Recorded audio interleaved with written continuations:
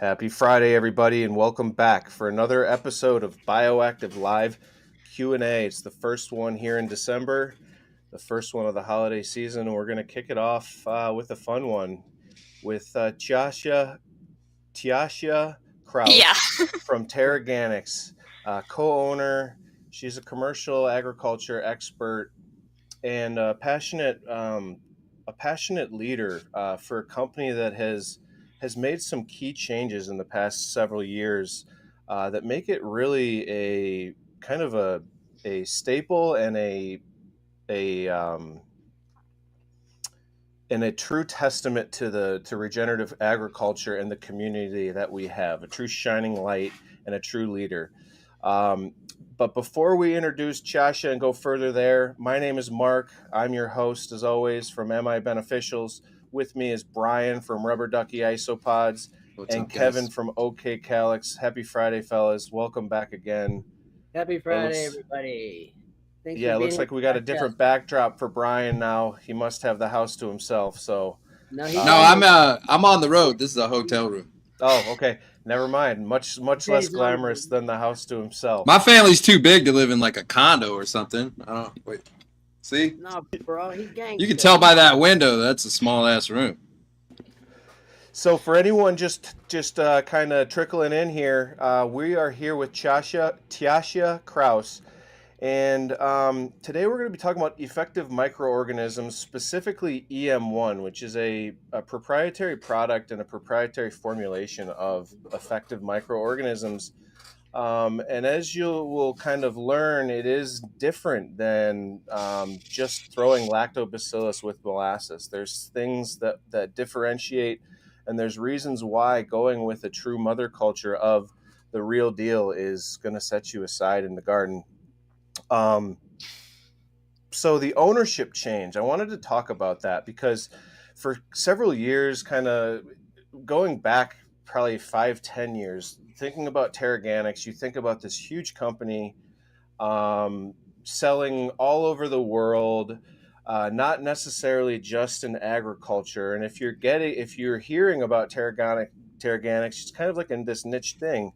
And now it seems like with the new shift in leadership and ownership, you guys have been a lot more boots on the ground out there, spreading information, spreading knowledge, being a part of things like Our Soil, which the three of us and also you as well spoke on. And if you guys didn't get a chance to hear that, definitely go and check out Matt Power's Our Soil presentation and the collection of presentations, because Teraganix put out an amazing presentation on their nitro protocol, which can save farmers lots of money. But to take a step back, Tjasa, tell us about the ownership change. How have things changed at Teraganix? Is my assumption correct with what I'm saying, with what I'm feeling? Well, thanks for that great introduction. Yes, you're pretty much correct, but I can give a little bit more details. Yeah, there was an ownership change in the last 3 years, and we are now, it's a new and young team. And Teraganix before was working all across Canada, United States, not that much in Canada actually. We are working more in Canada today, but across the United States and in a lot of different industries, doing a lot of different things.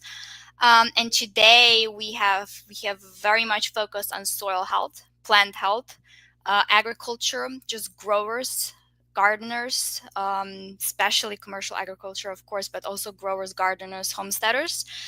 And we've also been very devoted to being approachable, to work one-on-one, to give advice, to educate, to help as much as we can, to reach out pretty much to the smallest customer that we have, to help them use EM1 as best as possible, to learn about their situations, how they're planning to use it, or listen to whatever problem they have that they're trying to solve with it. and building a community. So we're joining. That's why we're here today. That's why we joined our soil. That's why we have a lot of our videos coming out and podcasts, and we're sharing all these testimonials and we're sharing all these stories. We're trying to build a community so that, it's not just us giving advice and telling, how to do stuff. Is everyone can share their journey. Yeah, and I've noticed that a lot. For people that don't follow them on Instagram, at Teraganix, they have. I think you guys must have just gotten back from kind of like maybe Midwest, not my part of Midwest, but you were further to the west. Um, and you guys were traveling around visiting with some pretty old school farmers, and teaching some kind of, I guess, I don't know if I would call them old. I would call them old school techniques, but to these people, these are new school ideas. What did you guys kind of like? What was the best thing that you found on that trip out in the Midwest? Did you guys have some valuable feedback coming from these farmers? I'm glad you're following our Instagram and our journey. Yes, we just got back a week, 2 weeks ago from a what I call tour de farm. So we do it once or twice a year. We do this tour the farm, which is pretty much we're going out to our big commercial clients, commercial farmers that are deploying the protocol that you mentioned before, the nitro that was very much in depth introduced on our soil. And it's a nitrogen saving protocol that can save them 50% on their nitrogen inputs, which is not only great for the wallet, it's also great for the soil, great for the health plant, and just great for the future of their farm. And these are conventional farmers that are very much very educated, very aware that they need to do stuff differently, they need to do stuff better. They are sometimes I'm amazed about the podcast they're listening and the things that they're learning, and what I learned from them about agriculture and all of these farm visits that I've done in the past years. And yeah, it's harvest time. It was harvest time, October, November. We ended the season that we call it an EM Nitro season. We went around, see what they were doing. So we have a bunch of testimonials of how much they saved, and we're talking saving 60, 100 pounds of nitrogen an acre, which is a big deal in commercial agriculture.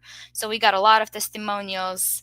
We got a lot of feedback, how they done it, the great results that they got, and just discussing next steps next year, next protocol that we can do.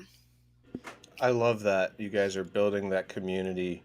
And Brian, Brian is a big proponent of like getting out there and getting wheels on the road and going out and setting up and showing face, because I think that goes a lot further than just hopping online always. So that's definitely a goal for me as well, to kind of spread awareness and biocontrols and stuff, is to hopefully follow your suit, get out there a little bit more, travel. And right now it's tough because I got little kids and life is just a little tricky at this point. Brian doesn't like that as an excuse. He's got four of them, and he's sitting in a hotel right now.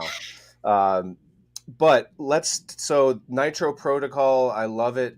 Cost savings, it seems like it all stems from the use of one key thing, and we talked about that a little bit earlier, and that's kind of the theme of the show, is effective microorganisms. Can you explain to us what, I guess, let's start with what are effective microorganisms. What is EM1? Okay. I will do that in two parts. One is I'll let you know exactly what EM1 is, and the other one I'll let you know with an anecdote what EM1 actually is and does. So, what will you see on the label, what EM1 is? Those are, as you mentioned, effective microorganisms.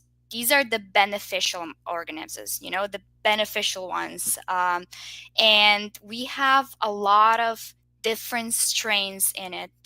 When I say different strains, I can't even talk about the number, but I'm talking tens and tens and tens of different strains of microbes. Some of them, which you are probably really aware of, are Lactobacillus strains, purple bacteria, yeast, and so on. So these are bacteria and fungi, actually.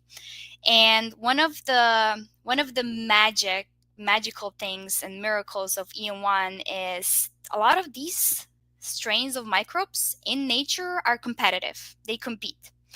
And the invention of EM1 was kind of a little bit of an accident. You know, it was like adding and adding and adding, and then getting them to a point that they stopped competing and they actually work together. They can be in one bottle, they can be in one environment, and they actually work together for some beneficial outcomes. And then we can do a lot of different things with them. And now, if I can take part 2 and talk about natural microbiome, if that's okay with you guys. Absolutely. Okay, perfect. So to really explain EM1, let's talk about the natural microbiome that we have in our gut, that we have it in the soil, that we have it in water, that every animal has it in their gut. That's a little ecosystem that lives in there. Those are native microbes, native fungi, and so on. And pretty much, I would like all of us to start talking more about it. Health or disease, it all comes from healthy or unhealthy microbiome. A lot of the things that we're facing, a lot of the chronic disease, a lot of things that are happening to us and to our soil and to our waters is because the natural microbiome is not healthy anymore. Why does that happen? It happens because we're introducing chemicals, we're introducing a lot of different things. We are introducing unnatural biology into that environment. And one thing that's really important to know, in every microbiome, there's about 80% of microbes that are just neutral. You know, they don't really have a role yet, or they don't have a specific thing that they need to do. Then we have about 10% of pathogens. Some that we all know are Salmonella, E. coli. We've all heard of them. They can make us sick. We can't see if they're good or bad because that's a longer conversation. Every microbe has its own role in nature and needs to be there. But yes, the pathogens can make us sick. We can get like foodborne illnesses and so on. And then we have 10% of what we're talking about are the beneficials. So the beneficial microbes, which are strong beneficial leadership, and they can cause fermentation and, you know, help that we have beer and wine and cheese and all sorts of things. And the beneficial microbes are really important for gut health. So what we do when we put EM1, either when we drink it, because we do drink those probiotics too, we don't just put them on soil, or we put them on soil, or we use it for gut health of animals. So what we do with that, we're not adding natural biology. You know, the biology, the native biology of your microbiome is already there. We're introducing leadership. We're introducing those 10% of good microbes, the beneficials, and they will take over those 80% that are neutral. So when we add EM1 in small amounts, we call spoon feeding, because we're not trying to add biology. We're just trying to introduce leadership, and then the native microbes are going to do their job once they get leadership. And if you introduce a lot of E. coli, then that one is gonna take over the leadership. Or if you introduce a lot of Salmonella, then that one's gonna, you know, take over, and that's gonna become leadership. So EM1 is really, really effective if it's added continuously into preventing of the spread of pathogens and so on. So there's a lot of different things we could do with EM1, but it all comes from building that natural immunity in soil, in gut, and in plant health. I've seen Teraganix. I guess it was the previous owners, and I never knew that your product was able to be consumed for human consumption. So I think that that would be a huge highlight, just to kind of help. You know, if you're the new owner and everything, I think a lot of people would really resonate with what you just said there. We talk about fasting and autophagy and all the kind of stuff that, effective microbes would be able to kind of fix and run with. So you're speaking our language not only with the soil aspects, but of just overall health in general. I think is extremely important. And once people understand this kind of stuff, what you're talking about tonight, I think they'll start to remember what it feels like to feel good. Yeah. And when you're saying about human consumption, we literally have a product that's called Pro EM1, which are probiotics EM1. They're made for human consumption.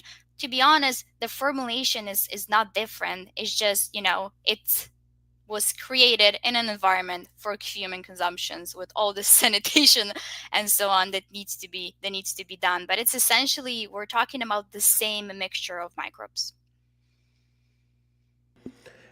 And I don't know if you guys, if whoever was tuning in when Quadamak was talking, but the way that you explain just introducing leadership, right? Like just kind of like the guys to get everybody else in line, not or girls, the officers to get all the subordinates in line, right? And to make sure that everybody's working together and not against one another.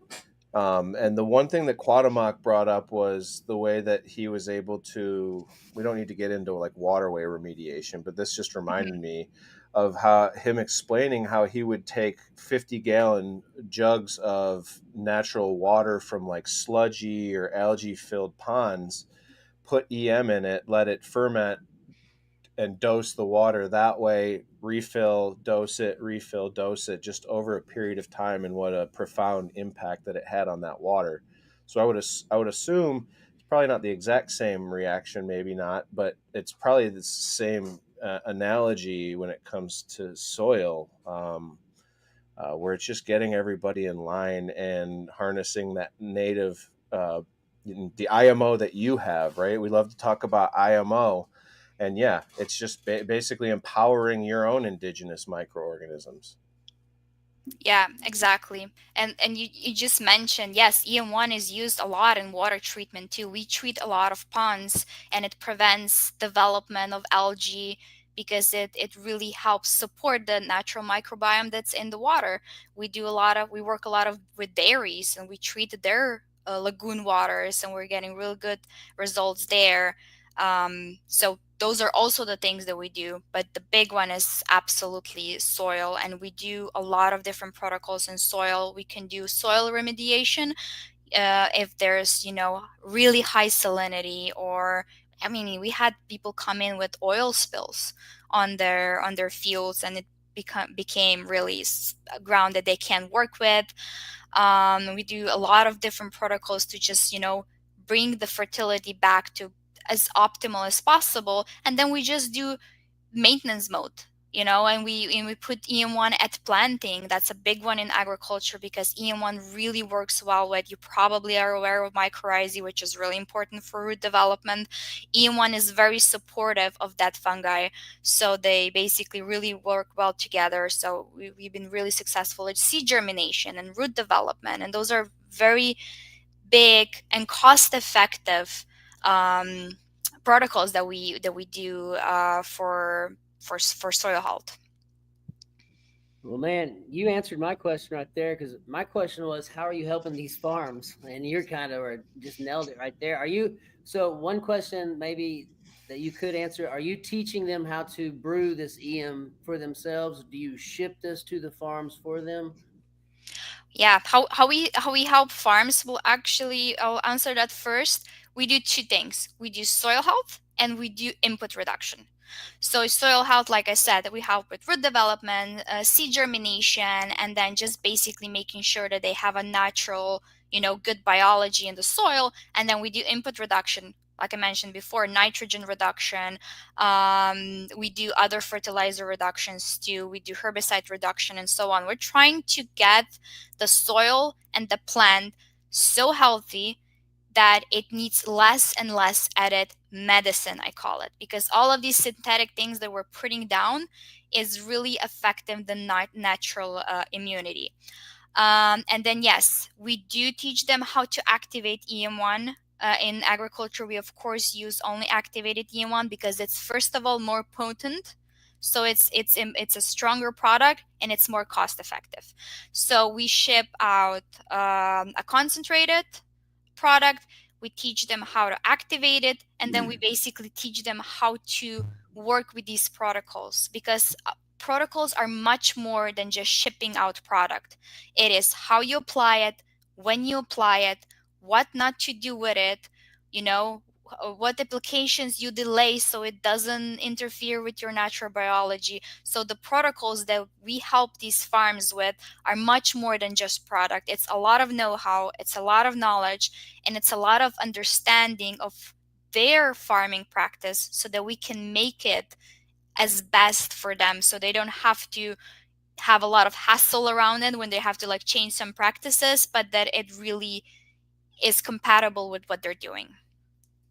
Are there times in your protocol where you like emphasize reducing use Reducing use of effective microorganisms, like Mhm. where I'm sure there's times when you definitely recommend like increasing use, right, Yes, frequency, we do but both. are there times when you recommend reducing that, and like what reasons would that be? Of course, if our farmers come with a very acute problem, like dairy farms come with E. coli problem, poultry farms come with salmonella, commercial agriculture comes with very problematic and fertile soil that needs soil remediation, then yes, we start with higher doses. Soil remediation is a 3-year thing, and then every year we reduce doses. So we start with a higher dose, then reduce it, and then we go to a maintenance mode.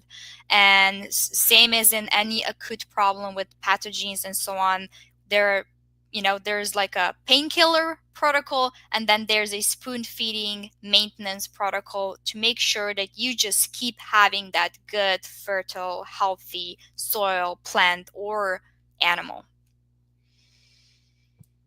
Do you help these any of these farms like make bokashi out of the green manure or something like that, where you would use anaerobic fermentation? You would use some of your EM on organic material, let it ferment down, and then put it maybe out on farm or field or something like that.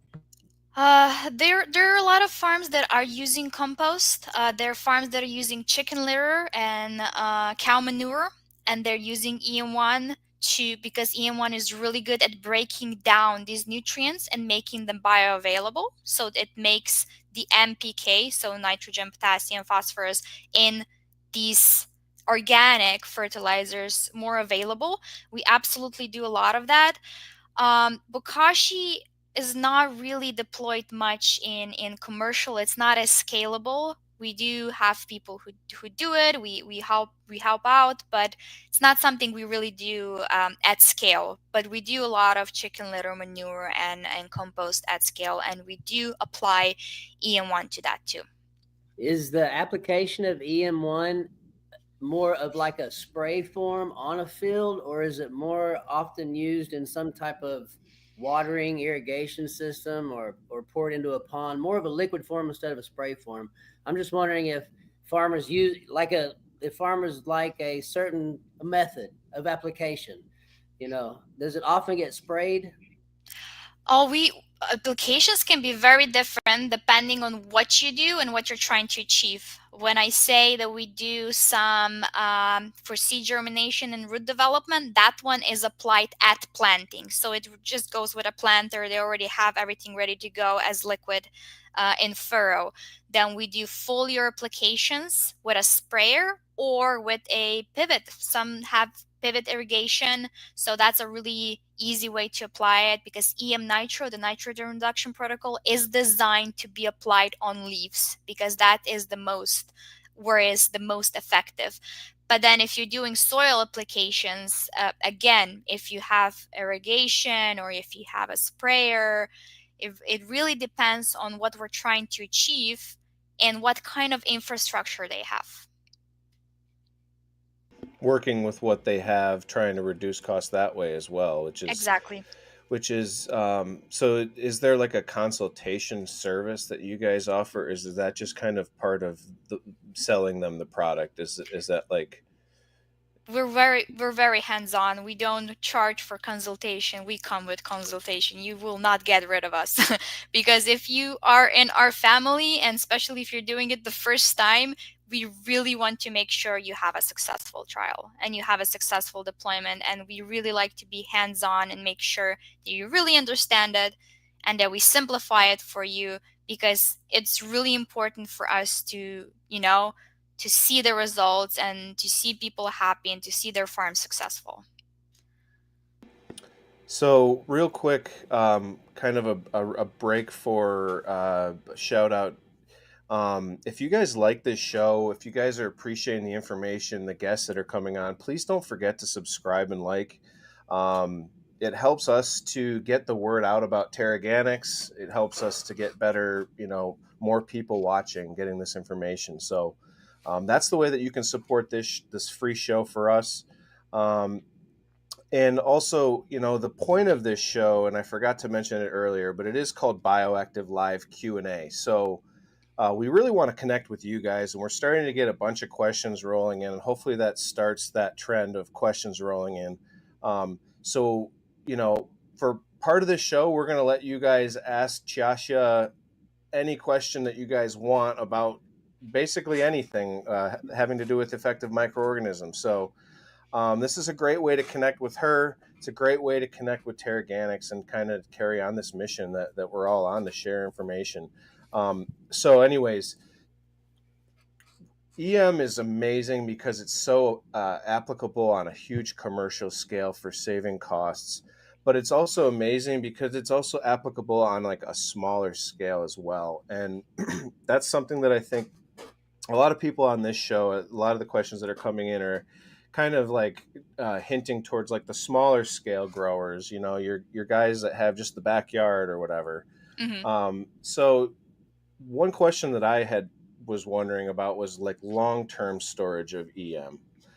So you buy your mother culture, as we'll call it, as you called it, and that would be like the original bottle coming from Teraganix that has the full concentration mix of everything. And this, we talked about it earlier in the show. It's not the same thing. It's just labs and molasses and water. It's the mother culture from Teraganix that is made. I'm assuming there's expiration dates. There's probably shelf life on the original bottles as well. When it comes to long-term storage and making this thing over and over again, for somebody like me growing in the basement where I'm like, I'm just going to buy this bottle one time, make a batch, expand it into activated. Is there issues when it comes to generations of the same remade? Like if I take that mother culture, break it, then break it again, break it again, break it again. What are the issues with that, or are there issues with that? Yeah.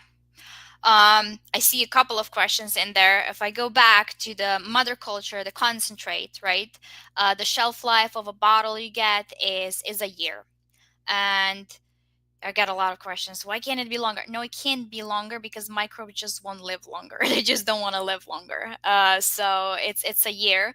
And then when you activate it with molasses and water, as you mentioned, that potent product is the shelf life of that is 3 months. So 60 to 90 days.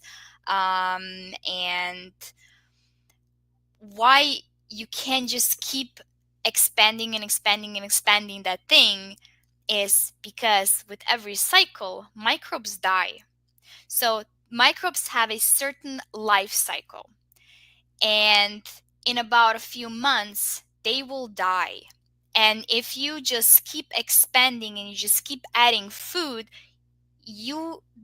there's a certain population that starts dying. And why we have shelf life 1 year is because after that year, if you look at their activity and their life, they're here in a year, it goes like this. It exponentially falls. So they exponentially die after that. So you can't just keep expanding and expanding and expanding, because they will die.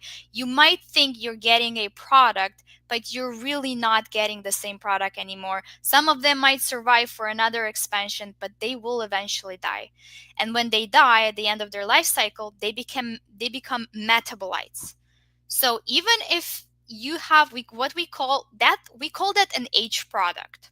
Okay, so after the 3 months of activation, if that's still sitting on your shelf, we call it an age product. The microbes have died. They became metabolites, so enzymes, amino acids, organic acids.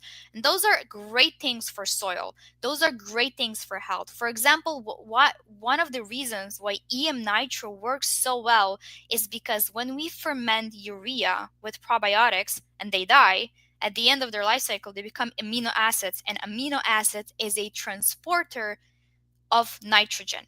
So that's one of the reasons why our protocol is so effective, is because we also not just deliver nitrogen, but we deliver a transporter of nitrogen that will help effectively use that. So those are great things. You can still put them on soil, but they're not alive anymore. You will not get another activation, and you will not get the same benefits as you get with living organisms.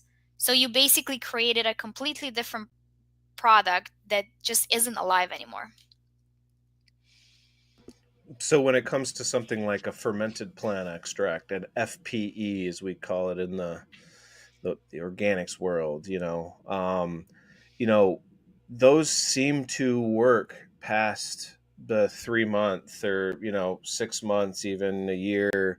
um, and I would assume that that's because they're still full of all the nutrients that have been broken down and kind of um, you know moved into that liquid, and so that those nutrients are still there. But what you're saying is that you're not getting like the same microbial levels. You're not, the stuff that you can't see isn't necessarily going on when it's got that long of a shelf life made with effective microorganisms, correct? Yeah, correct. And you can if you keep adding food to some extent, they will multiply still.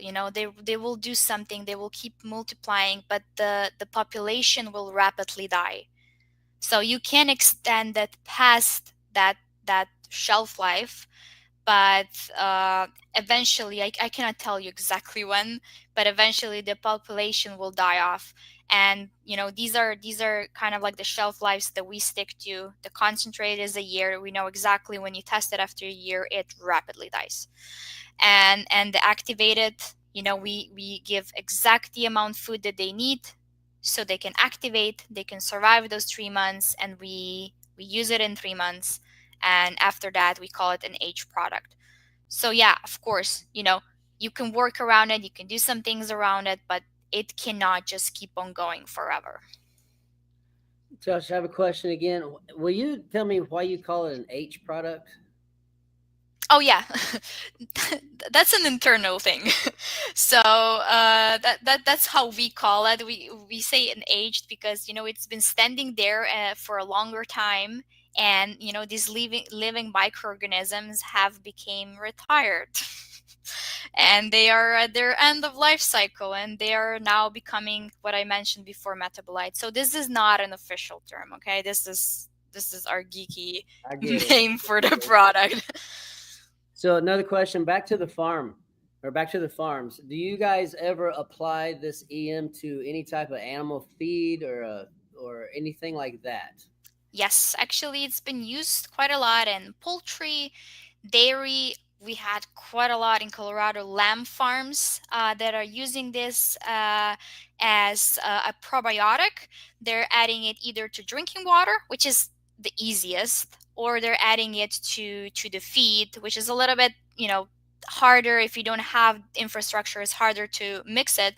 But yes, feed and drinking water, and it's also been sprayed on in the pits, for example, to prevent pathogens in the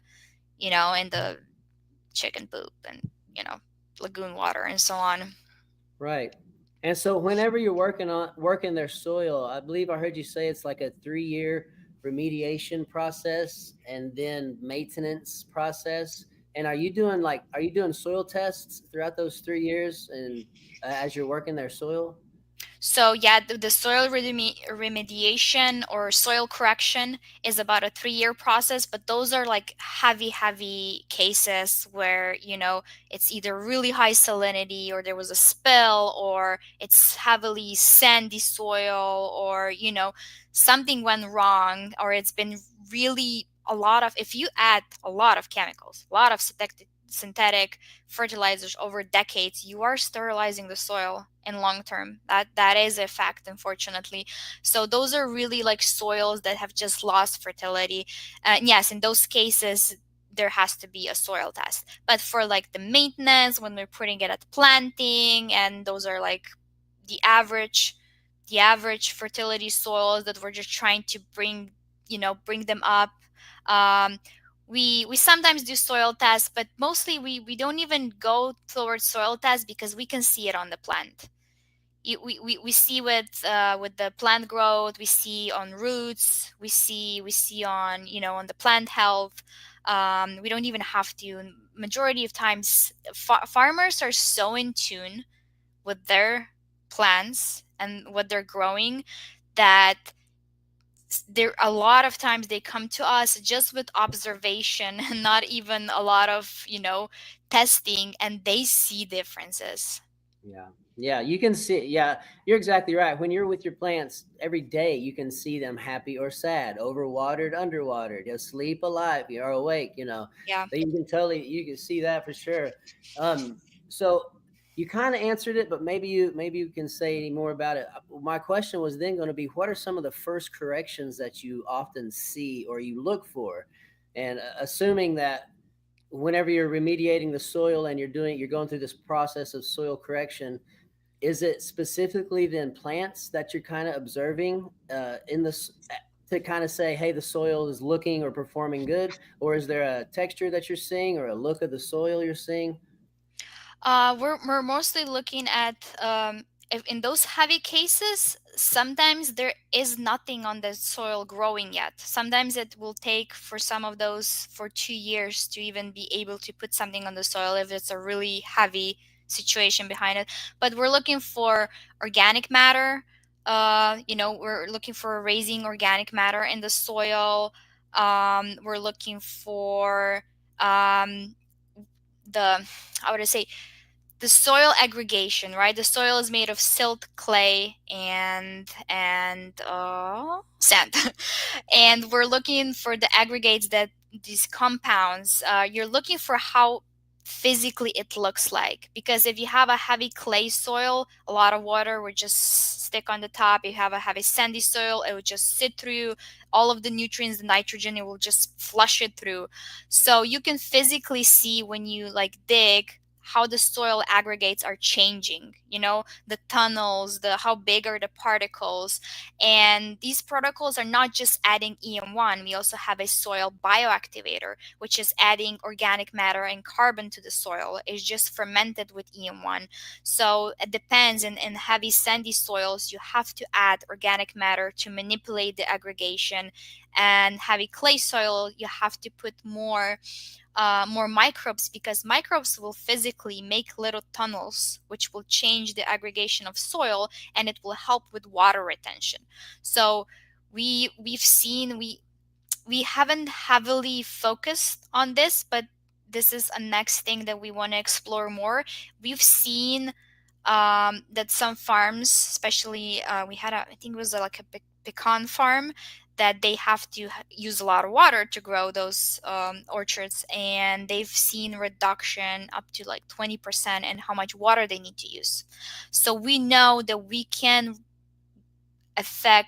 influence the water retention, which is a big deal, especially, and we're working with some orchards now going towards that in like New Mexico or Central Valley, Fresno, California, because it's a big deal for orchards. So that's one of the next protocols that we're trying to explore more to understand how exactly does EM1 affect it, and how far can we go with it. Wow. Yeah. It's desertification, as Matt Powers says a lot of. And part of that is water just running straight through the soil. Straight And through. Yeah. yeah, so amazing stuff and truly versatile. Can be used across many different soils, and it has different effects on the ground and the makeup and the water retention. And so, Brian, should we get into some community questions? Because we've got quite a few, and I feel like once we Yeah, start there's a asking lot of questions, questions. they Good start job, Absolutely. rolling everybody, in. asking questions too. These are good questions. I think you'll like them. Absolutely. And I will say, when we were doing a lot of the tours and stuff in cannabis in the early days, Teraganix and the people that were involved there, you hear kind of their spiels as you go from state to state and all that kind of stuff.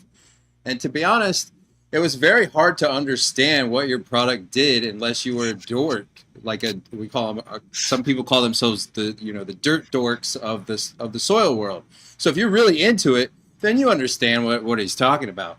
But if you're not into it, it doesn't make any sense. And like I said, the way that you explain this, I think resonates with a lot of people because most home growers aren't exactly secular educated and plant, I guess on a botanist type level of understanding. Yeah. On a PhD type level of that. So I think that's why you're resonating with our audience today, is because you're taking very complex things. A lot of our audience sometimes is newer to this as well, and you're breaking it down in a very simple form using terms like I call it a medicine. We're breaking it down. I mean, a lot of that resonates, especially for me.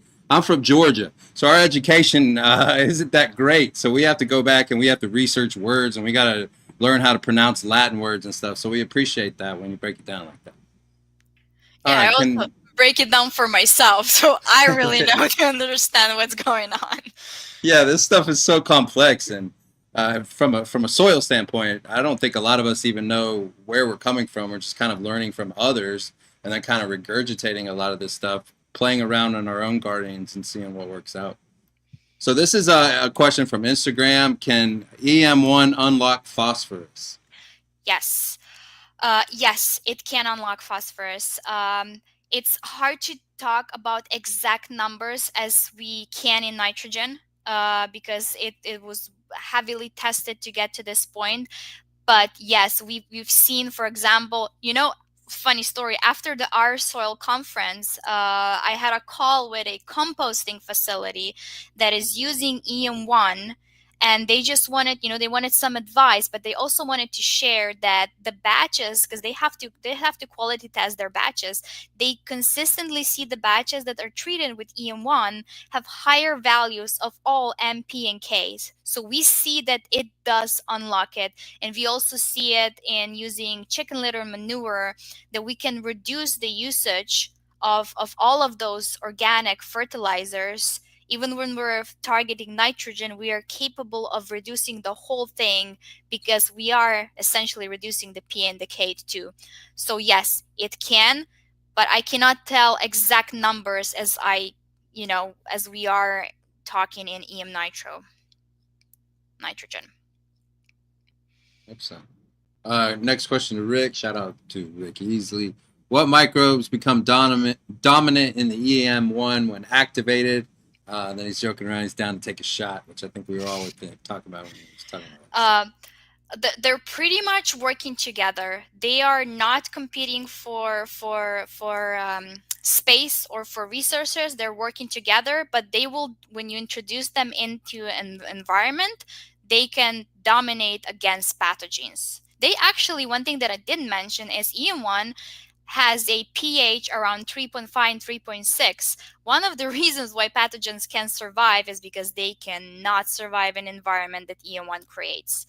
But yes, the big ones that we talked about are Lactobacillus, yeast, photosynthetic, purple bacteria. Those are the ones that I can mention that are playing in it. Excellent. Next one from Okie Grower. So EM1 would be beneficial for a koi fish spawn. Yes, it can definitely be beneficial for fish pond. small doses, just spoon feeding. One industry that we also have clients are fish farms and shrimp farms. So shrimp farms have this one really nasty microbe that they keep fighting with, and EM1 has been really good at displacing that. So yes, it really helps with the microbiome in the water too. Is there, so like, what is the, and Quantumoc talked about doing it in like 50-gallon barrel, like setting it basically right next to the water source, filling it up. I can't remember if he talked exactly how much like of his EM culture he put in, and then let it sit for a week. Like, let's say he put a gallon of EM in there, 50 gallons Mhm. water, let it sit for a week, poured it back in, did that weekly, I think was what he was explaining. Is there a better way of doing it for what Okie Grower is talking about? Because there are people that are into aquaculture and stuff like that. Can you speak on that, or is that kind of go outside of your realm? Uh, Definitely. As we talked before, how much you're gonna activate depends on how many gallons you're treating, right? You have to calculate a dose that you're gonna put in, how many gallons you have. We have the doses, 1 gallon per how many gallons of water you have. If anyone is specifically interested in their situation, on our website there are phone numbers and there are emails, and they can write us directly and let us know how much gallons they have in a pond, and we'll give them exact dosage and rates and everything they need to know. But it depends how much you need. That's how much you're going to activate. For him, 50-gallon barrel works because he probably knows he's going to use it in so many months, and he knows how many gallons he has. And I talk a lot about spoon feeding. That's exactly what he's saying weekly. So it's nothing wrong if you just do it every third week, but Well, and his story was a little bit, it's a little bit crazy, and this is probably going beyond what you might be willing to endorse, but he he was he was doing it in like a waterway system, right? Like a Mhm. wild and the reason it was because it was the algae was clogging up the pumps for their Oh, irrigation. But by doing this method, by what like kind of what I was explaining, I can't remember exact, but he within like months there was people a mile downriver that had profound impacts on they were like swimming in water that was not even like, didn't even want to touch it, like. So it was a pretty insane story, pretty profound impact. He's a huge proponent of you guys and your product, and anybody who knows will tell you that you really should buy the product from a reputable source, which there really is only one reputable source, and that is Teraganix. It's a proprietary, made formula. So it's also, as you can tell, a small. Is it just you that owns it, or are you family owned, or how does that work? it's me and my husband, and then you've So seen family Matt. owned. Yeah, and you've seen Matt on our soil. He's also our partner and a good friend of ours. So it's very family. So now you know you're supporting a small business. But yeah, just wanted to throw that in there because it did correlate to that pond talk. And yeah, you guys are awesome. So keep going, Brian. What do we got next, brother? Well, if you guys haven't checked out that our soil and you're checking out our show tonight on Friday, all of us contribute to that. So it's pretty rare that Matt Powers would pick the people to be a part of his Our Soil program. I just wanted to highlight that all four of us made videos for that. So go and check that out because there's time and effort that are put into those for Matt Powers. All right, from Mr. Stone Mason. How do you keep a mother culture of EM1 alive, and how do you multiply or breed it at home after you have a mother culture?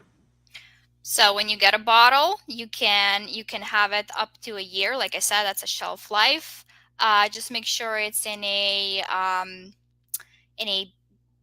room temperature. It's nothing special about it, just room temperature, and absolutely should not freeze because that will kill the microbes, or boil them. The extremes, they like just warm room temperatures. And how do you activate it at home? Pretty much what you need is water, molasses, and the concentrated bottles. So we do equal parts of EM1 and molasses. So 5% of EM1, 5% of molasses, and 90% of water. For example, if you're doing 100 gallons, that would be, my math is horrible, 5 gallons, and 90 gallons of water. And just make sure that the water is not too cold, that it's not heavily chlorinated, or that's not some chemicals added to it, just a normal clean water. And a temperature is above 60 degrees. So, and the warmer it is, the faster it will activate. And do not add anything else to it. We get a lot of questions. Can I add this and this acid to it to make sure that the pH will drop? No, do not, because it interferes with the activation process. That when the pH drops, the point is not that we need the pH to drop. The pH dropping is a consequence of the product being activated. It's a nice little segue into Mr. Jim's question here. Have you experimented with any other sugars for activating other than molasses, maple syrup, or anything else? I have some maple syrup we made and very curious. So just any highlights to him if he does. I mean, I know you just basically answered it. Yeah, we only do it. We only do it with blackstrap molasses. The reason is it's very dense and high in nutrients, and it will not have. You have to know molasses has microbes and living organisms too. And blackstrap molasses, a really quality one with high Brix, has a very quality source of nutrients for them, and we know that it will not interfere. And they also, one thing is, they cannot run out of food source.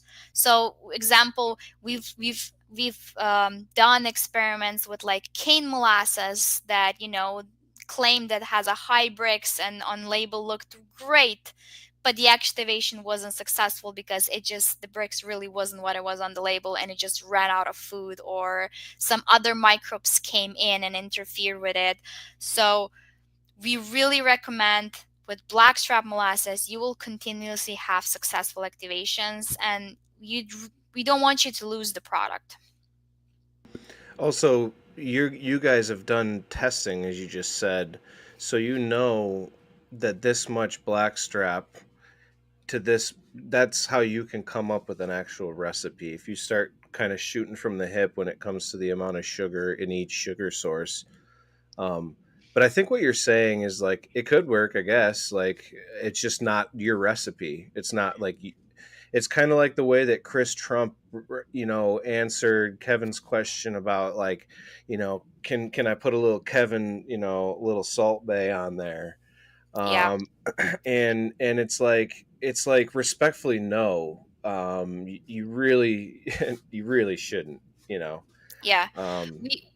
We so this is a international consensus. EM1's been used around the world, I think in 150 countries at this point, and has been activated so many millions of gallons, billions of gallons at this point. And this is the formula, and these are the inputs that just we know continuously works. It's safe. We know it's activated. We know the product is good. Yes, people experiment with it. They get results sometimes they don't, but we have this one standard thing that we know it works, and if somebody is going away from that, they're on their own.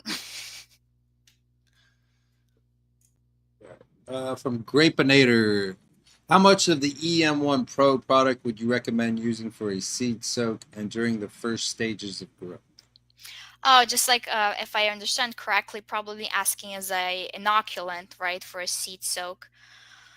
Oh, it's such a small amount. Honestly, that dose just slipped my mind. I can search for it. You can, if you wanna, you can shoot us a text on Instagram. I'll search for it. We'll give you the dose.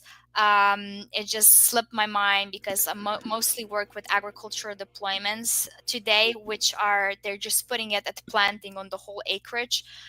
So, you know, those are the doses I live in. So I don't know exactly every dose for every usage, but please shoot us a text. Somebody will answer you for that. What is the difference between EM1 and EM1 Pro? Just kind of real quick, because is that a different? Is that a Human different? consumption one. Yeah, human grade, bro. Human grade, consumption. That's the Pro human grade plus. one. Okay, you Yeah, mentioned so that earlier. Okay, the sorry about that. formulation is the same. It's just, you know, it's produced that it's, you know, approved for human consumption. Right. Man, the teacher would scold you tonight, Mark. No, well, I think you said probiotic EM1 earlier. I don't know why. Yeah, regardless, I don't need to defend myself. All right, from Organics Journey, dumb question, but I use kombucha to pre-ferment material before it hits the worm bin. Will I see similar results with EM1? Yes, I think you can see exactly similar results, because essentially what we do is fermenting things with EM1, right? We ferment organic matter with EM1. A bokashi method is method of bokashi composting, that is fermenting organic matter with EM1. So EM1 does ferment. So yes, I would definitely give it a try. I think you can get a pretty much similar result. Yeah, I fermented IMO3 and bokashi with a kombucha that we weren't going to drink anymore, and it works. I'm sure it's the Lactobacillus bacteria that does similar activities. You know, that's why it kind of is similar to EM1. Yeah, I'm kombucha sure. has some similar microbes, but it doesn't have the full extent of the microbes that are in EM1. Yes, yeah, no doubt. From Jared, shout out to Jared Kushner. Is Lactobacillus the only guaranteed microbes in the mother? If I understand the question, if it's that strain of microbe the only one that's in the mother culture, if I understanding correctly? Yeah, like is it like if you look at the bottle, is there like a guaranteed analysis or like guaranteed microbial count? There are there's there are dozens and dozens of strains of bacteria in there. To be honest, which are in the label, definitely the new label they were looking at would have lactobacillus yeast, and I think photosynthetic definitely on it. But we are not telling exactly which microbes are in there, because that is kind of like Jared's the asking for the juice. recipe. Jared's Oh, asking it's for not the getting recipe. the whole juice. That's a But good yeah, question. it's so many strains of microorganisms in it. This kind of segues. This is actually my question. Because I guess some of the background and stuff, and then you and your husband decided to go with Teraganix. I want to know what made you want to buy that specific brand. There are some other brands out there that are maybe pretty close to EM1. There's a lot of bright-minded people out there, to be fair, like yourself, that you probably could have figured it out with maybe a year or two of research or something. So what made you want to purchase the brand itself and then run with it? Um, it it's because the product itself is incredible product. I absolutely believe in the product. I live with the product. I breathe the product. I drink the product. I absolutely rely on the product, and it has such an amazing potential to do something good. I am a big proponent of like going back to health and nature, and going back to less inputs and just supporting the natural immunity that we have, and the natural soil and the natural food, and going back to nutritious food. And I feel like this is helping me fight that battle, fight that mission. We are doing something great for agriculture. We're doing something great for with our probiotics. We have a great platform that we started using more and more, and talking more and more. And I love the whole mission. And I think I love working in agriculture. I think it's really important. It's a big industry. It's affecting all of us. It's affecting the food we eat, and it's because of that consequently affecting our health, which is in crisis in United States of America. So I feel like we're fighting such a great battle, and I am here for the mission. Yeah, that's cool. You're using your brand to promote your passions, man. Right? You got these dreams that you loved, and that lifestyle, the things that you love to do, and the things you believe in, and you now have this brand to be like, listen, I've got this brand. Here's what I believe. So it's that passion that drives, the love of the brand, and it's the passion that's what people buy. Like you're up here telling us how great your product is. You're drinking it, you're using it, you're going out to farms. I have, Josh, I've written 4 quotes out of you right now. And the one that you said that I love right now is, I don't charge for consultation. I come with consultation. You said that earlier.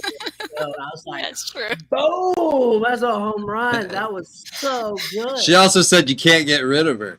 I thought that was pretty clever. Because that's a lot of fear with. So to break it down in the cannabis world, the only time that somebody's going to honestly listen to what you have to say is when they're making mistakes. Like if everything's good, the suits are good, everybody's happy. Whoops, I think I double clicked your mark. If everybody's happy and that kind of stuff, then nobody wants to hear anything because money's coming in and all this kind of stuff. So when you're called, it's usually everybody's in fear because there's an issue. There's a lot of things going on. And so it's nice to know that it seems like you guys have the funding to really understand what's going on in there and say, hey, yeah, you can play around with the recipe if you want to, but there's a lot of money behind this recipe. And if you want to see results, especially in a commercial probably cannabis setting, you want to have that A to Z SOP so that people can follow this stuff and see results, whether the head grower's there or the assistant or whoever's kind of running it that day. And that's extremely hard to replicate from head grower down. So when a grower does find a product that they can believe in, I think that's why Mark was saying there's so many people that are starting to sing your praises. Because if it works, then it's almost like you have everybody handing out your business cards for you. Yeah. So we just have a couple more questions. Oh, okay, Kevin. All right, Mark. Tjasa, how many people are helping you in this company? We're about 8 right now. So we're not big, but we're very hands-on and very passionate about what we do. And you guys have a warehouse, I'm assuming. You have the equipment to mix all the things that you guys make. Yes, this comes from 2 facilities. So some people are buying bokashi and our bokashi buckets for composting. That will come from Texas, and then EM1 itself will come from Arizona. Okay. I just wanted to throw in there before you get to the next question that it's hard not to root for people that like I was talking about earlier, following you guys on Instagram. I'm like scrolling through your stories because you guys were on fire there for a few days, sharing your like day-to-day, hour-to-hour updates, and there was just like a couple of these videos of these blue collar farmers that you can tell they've never talked in front of a cell phone before in their life, right? And they're just standing there, but they're able to just right off the cuff talk about how it's awkward and everything else, but it just touches you because they're able to just rattle off right there off the cuff. Not only that, but they're willing to. These are guys that are like, get the F off my property, but they're willing to stand there for Tjasa and do a video about how Teraganix and how EM has changed them and their farm. I work with these guys. I work really closely, and at this point I see them as my friends, and we are on speed dial when they need something, and it's really happy because we've been going to their places. This is not the first time, and it feels like it's just like a continuous relationship. And they're not used to that. It's not what they do. They're not super excited to go in front of the camera, but they're so grateful for the results they got and all the help that we gave them, that they want to give something back. And a testimonial is just like giving something back. In my house we call that future money. Yeah. And there's not much more valuable than a good testimonial, especially like that when it's really coming from the heart. Yeah. All right, this question from Stone Mason. What keeps the lactobacillus from outcompeting everything else in the bottle? I would love to have that answer. That was all Dr. Higa. He's the original inventor of EM1, and how the EM1 became what it is I would love to have that answer. I do not know that. They work symbiotically. They work Yeah. symbiotically. But to tell you exactly what happens behind the scenes and how they came to that arrangement and agreement and what contracts, I do not know. Well, we'd rather you say that than bullshit us. To be Exactly. That's a good answer. Oh no, no answer is a better answer sometimes. I'm a straight shooter. I know what I know. I don't know what I don't know. All right, two more. Can you have too much nitrogen in organics? Did I ask that already? I don't think I did. I don't think Sorry you did, but about that. I don't fully understand the question. Can you have too much nitrogen in organics? This might be more of like an indoor no-till organic question, because when you boil it down to that, it's hard to answer that question. Yes, you can have too much nitrogen in organics. Yes, and I would say what's the setup here? Especially if you're going late into flour and those kind of things. So yeah, I guess we don't need to.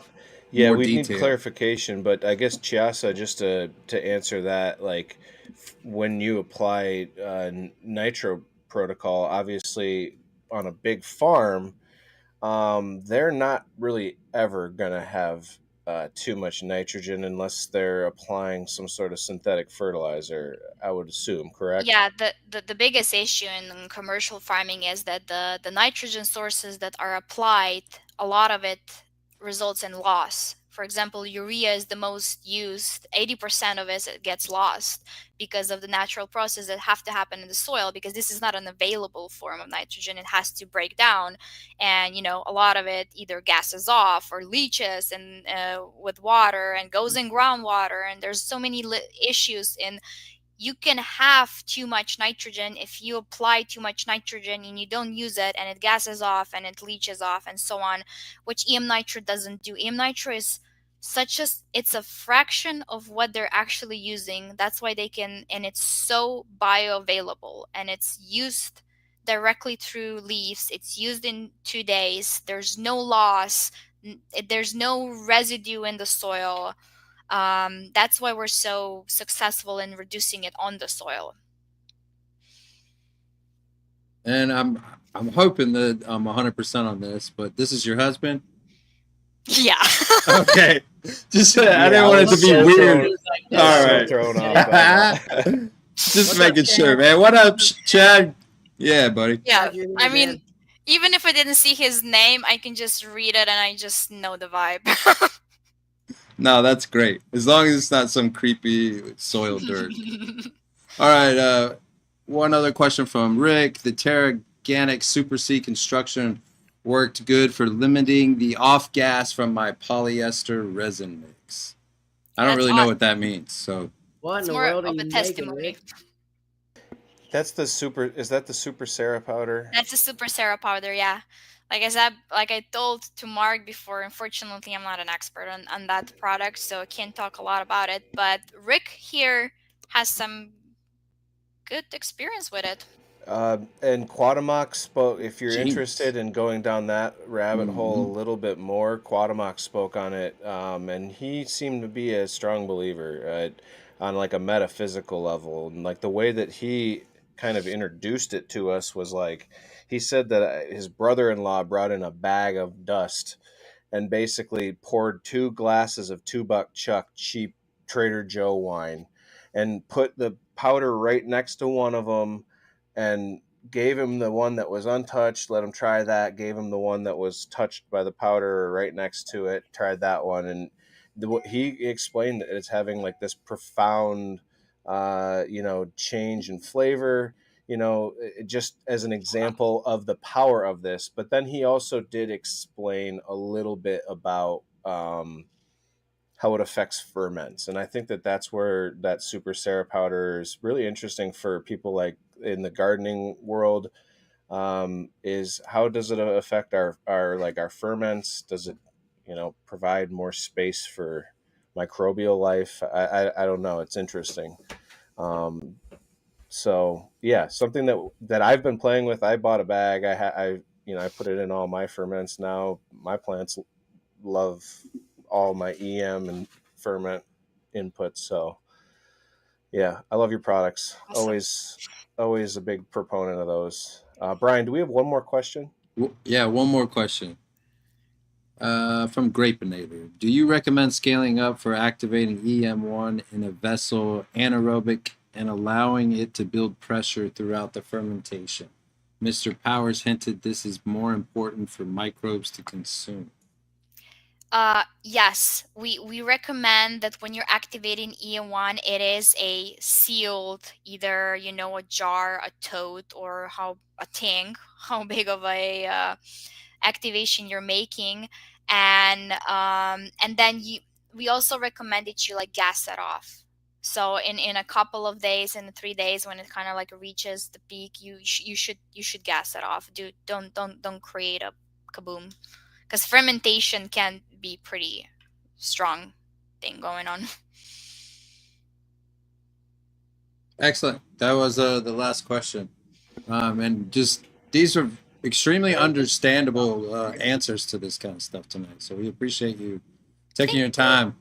Yeah, we appreciate it. So Mark, you want to do your thing? Yeah. So it's really amazing to have another passionate guest on. It's I feel like everybody we have on is passionate about what they're talking about. That's the kind of like the common denominator of what are searching and looking for people to come on this show is you have to be passionate, and have something interesting, some information to provide. But not all of our guests are as well spoken as you are, and as Brian said, providing information that is very palatable. Um, it's something that I think is probably going to do well. It probably has done well for you guys in your new endeavor at Teraganix, and I hope it does well for you in the future. And I believe that it will because you do a great job. And we can't thank you enough for coming on this show. It helps us to build our viewership by having somebody as reputable as Teraganix and Tjasa Krause coming on here to share this information, and hopefully this exposure can help our viewers to understand that you guys are a small business. You're family owned, small business, 8 employees. That's a lot smaller than I expected, and it was kind of shocking the first time I spoke with you, to know that, because, like I said, you guys came off as this big company, and I think maybe now it's that you have a big presence, and it's beautiful to see that presence is wholesome and it has a great mission behind it, and regenerative agriculture is that kind of that banner that you guys hang. So. How do we get a hold of you? How do people find you and get more information about Teraganix? So you can easily either reach out directly to me, which would be my email is tkrause, so T and then Krause, my last name, at teraganix.com. But otherwise, you can go on our website. There's an info email, info@teraganix.com. There's some phone numbers out there, and you can either or even our Instagram. Wherever you reach out on any channel, our team will look at your questions, and then usually whoever is the most responsible for that industry or that knowledge will reach out to you. So we kind of like do a triage when we get like questions and emails, and of who's the best person you guys can talk to, so that we can give you the best answer on the phone. Amazing. Amazing. Thank you so much, Chasa. And then, Brian, you're sitting in a hotel room, as we heard earlier. You're on the move again at another show. What's going on over there, brother? Yeah, well, I just wanted to thank the audience. We had a huge Black Friday. Putting together all of the boxes and stuff behind the scenes is a lot of work, but we appreciate support. I wish I had 8 employees sometimes. To be honest, that sounds like a huge company to me. The fact that many people rely on you and your husband to eat each and every week is fantastic. So that is something cool to see. I hope to one day be able to employ a couple people. I mean, that's fantastic. And then when we're coming in and doing these things, like Mark had said at the beginning, I feel like you do have to have boots on the ground, or at least the first couple years as an entrepreneur. So we're at one of the bigger shows in the country. It's the All American Plant and American. I said that wrong, right? What was it?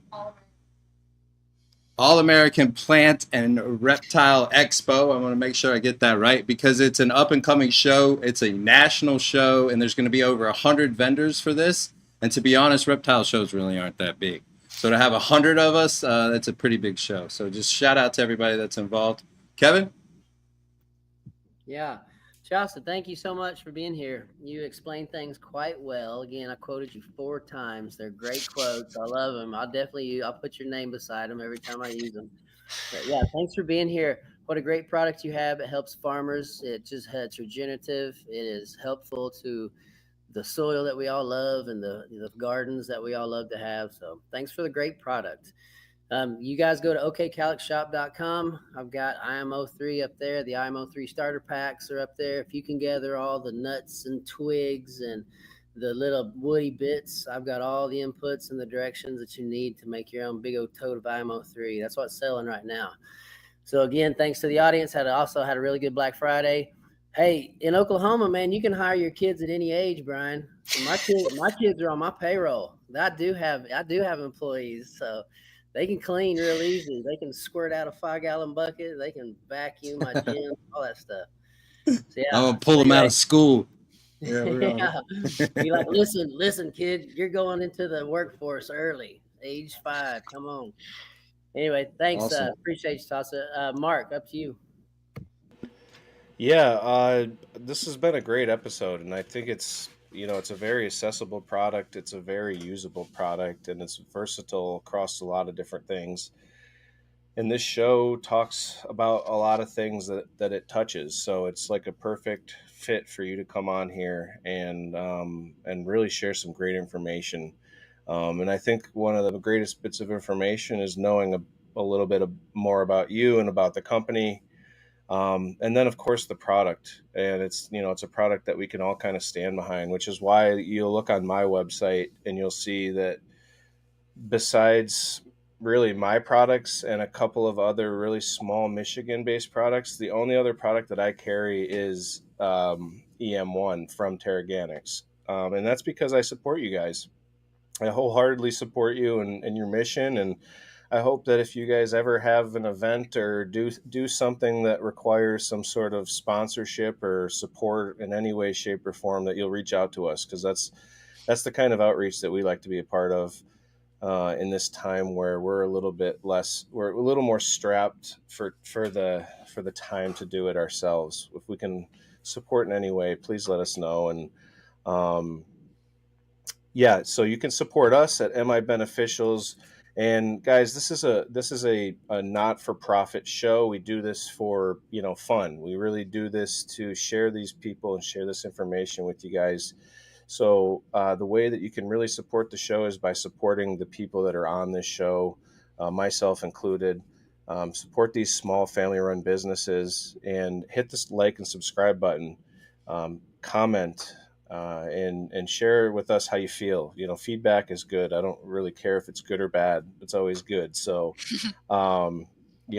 hit us with some feedback, hit us with some comments. And until next week, guys, hope you take this knowledge and run with it. Have a great week.